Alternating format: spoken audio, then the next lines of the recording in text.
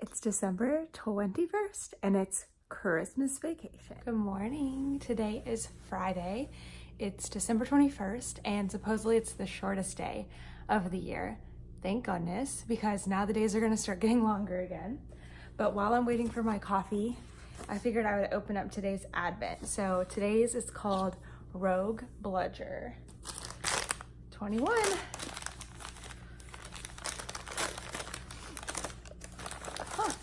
Not exactly what I expected, but that is really pretty. It's super cool. It's gonna look really good in a square. So I'm gonna go wind this up while I'm drinking my coffee and uploading yesterday's Vlogmas, and I'm gonna crochet it while I finish season 2 of British Baking Show. Can't wait to do that.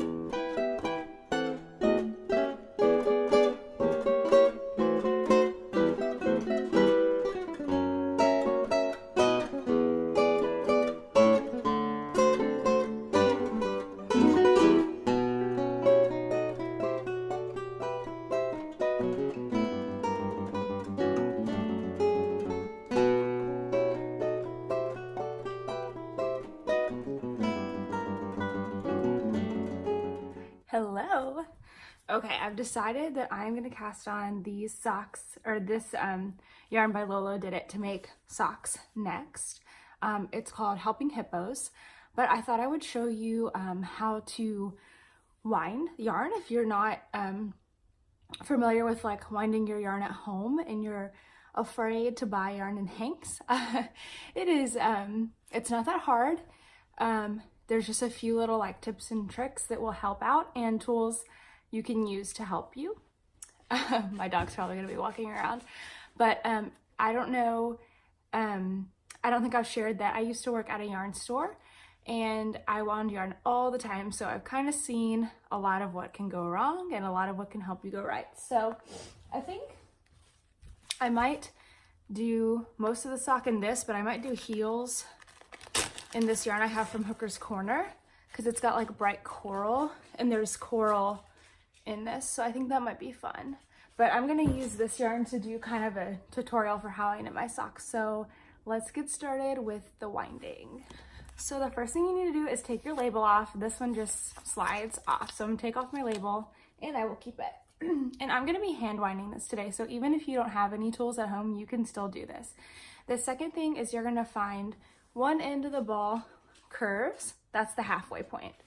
You wanna find the other end where it's like fed through, and you're gonna detach that so that you get your hank. And it's important to keep all the strands like in their rightful place, because if you don't, they're going to tangle. So see how I'm kind of holding it with my thumb here? So then you can just let it go. And then you're gonna start to pull it apart until you have a loop like that. So before I will put this on my Swift, or if I didn't have a Swift, I would just lay it down like on this ottoman here. I would just lay it out. I'm gonna check to make sure that it hasn't already gotten tangled, and the way that you check that is you look at all the places where it's tied. So here's one place where it's tied. It's only a like single strand, so I know this is not actually part of the yarn, it's just a tie. So I kind of pull on it until it like cinches up, and then you can look at it. And I don't see any strands crossing over. And flip it over. I don't see any strands of yarn crossing. If you saw like a strand of this crossing over here, you know that it has gotten tangled and you'd want to fix that before you go on. So check that one. Here's another tie. Some yarns have more, some yarns only have 2, some have like 4. So if I look at this one, I don't see anything crossing over here and nothing there either. So I know I can cut that off, no problem. And then I think this one just has 3. So here's a third. Okay, find that knot. Okay, this one is the one that's actually connected to the ball. So the way I can tell is that it's got multiple strands coming through it. So 2 of these strands are ties, and 2 of them are the actual ends from the yarn. So if I look at this one, it looks a little bit messier because it's not just one single layer. So I still don't see anything crossing over here. And this looks a little bit more complicated, but once we cut it, this is the last one we're gonna cut, it'll be fine. Okay, so I have an Amish style Swift. Basically, it's just crossbars and pegs. So I'm gonna put, now that I've checked the yarn, I'm gonna put it on my Swift. I have to get off my knees, ow. Okay, so I'm putting it on my Swift. Hopefully you can still hear me. And what I'm doing is kind of just spinning it around so all the yarn is going the same way. It's not like twisted, and I'll probably have to do that again here.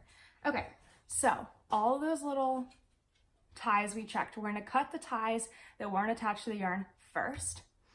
So this one was just 2 strands. So I can just, I know it's hard to see, but I can just cut it and I can pull the tie out. So I don't need that. And I'll look for the other one. I think it's right here. Yep. Just 2 strands, 1 single strand basically. Pull that out. Okay. Now the last one is the one where I know when I cut this, here we go. When I cut this, I'm gonna have 2 parts of it that belong to a tie and 2 parts that actually belong to the ball. So I'm gonna cut it. You can see I'm kind of holding on to it. So I'm gonna just kind of pull it slowly. Okay. That part just came off. That was the tie. And now I'm left with 2 strands from the ball. So usually I look at whichever one is coming freer from the skein, and that's the one I'm gonna wind with, and that's this one. So I'm just gonna kind of pull on it and pull it out. The other one was kind of getting like into the layers here, so I'm not gonna use that one. So I'm just gonna leave it on the inside for right now. Now before I can start winding, I'm just gonna do like 1 pull around and see how it's coming off, if it's doing okay.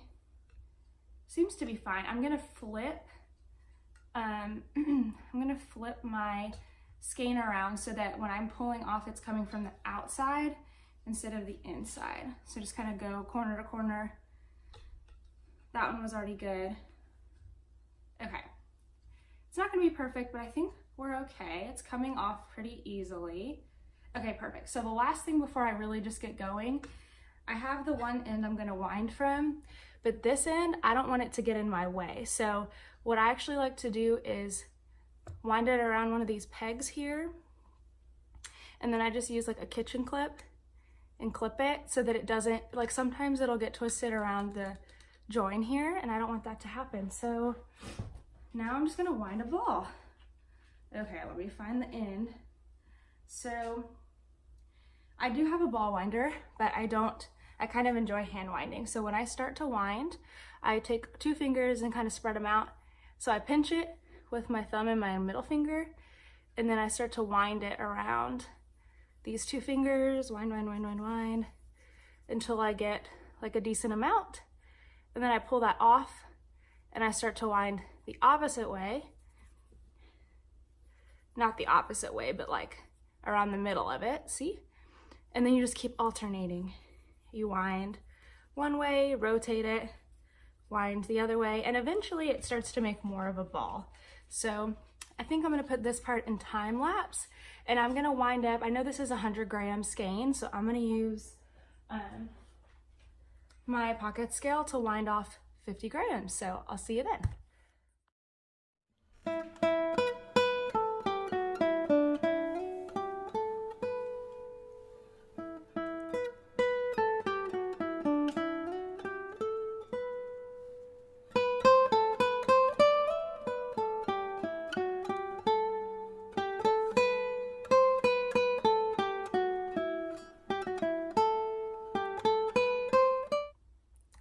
That's 50 grams. It's looking so cool.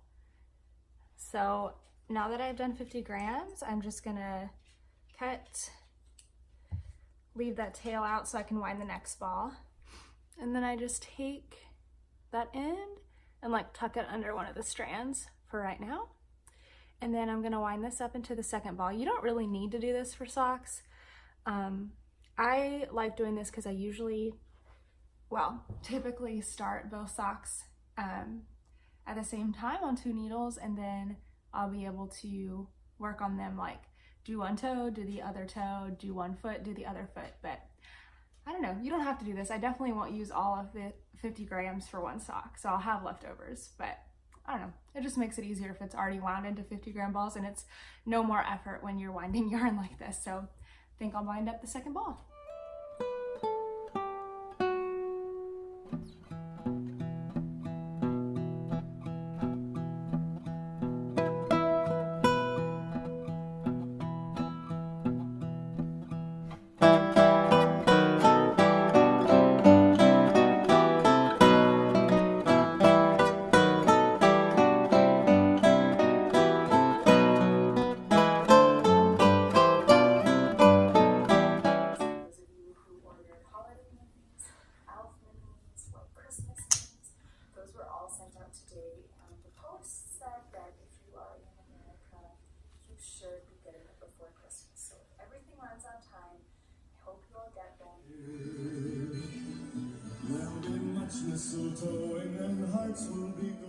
I've been doing some sorting, and I've got on my inside shoes. These shoes I ordered specifically just to wear in the house because I don't like not wearing shoes. I feel more productive with shoes, but my husband doesn't like it if I wear shoes that I wear outside. But my last task for right now is to sort these hangers. I cannot stand wire hangers. These are going in these bags. We're saying goodbye to them, but I want to keep all the plastic and these clip plastic ones. I like those, so let's do it.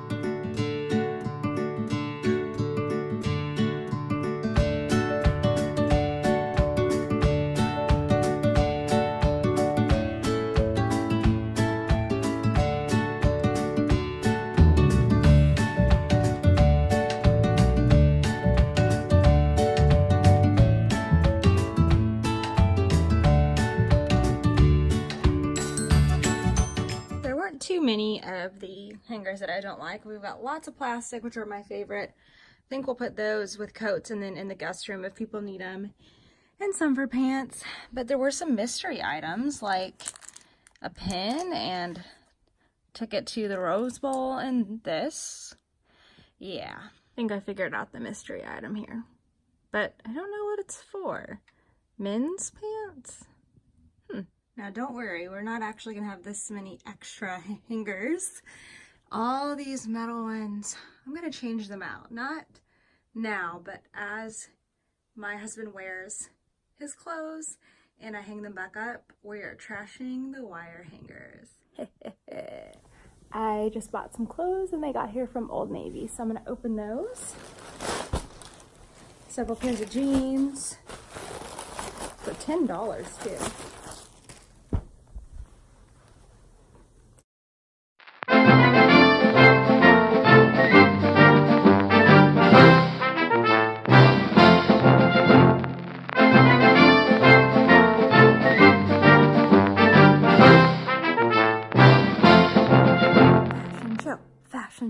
Fashion show at lunch. I think I'm into these ruffle sleeves, but these jeans, they fit, but they're too short. I think I'm gonna have to order longs.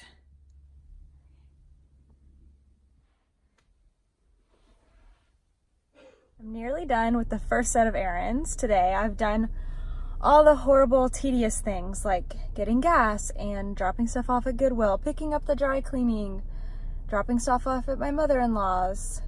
What else have I done? I don't know. All the stuff that's like, it feels good to get it done. Oh, it made a return. Yeah, anyway. Feels good to get that done, but it's not necessarily like fun shopping. So now I'm at my favorite place. This place is dangerous. So my rule of thumb at Hobby Lobby, so that I don't totally break the bank, is if it's not 40 or 50% off, I can buy it next week.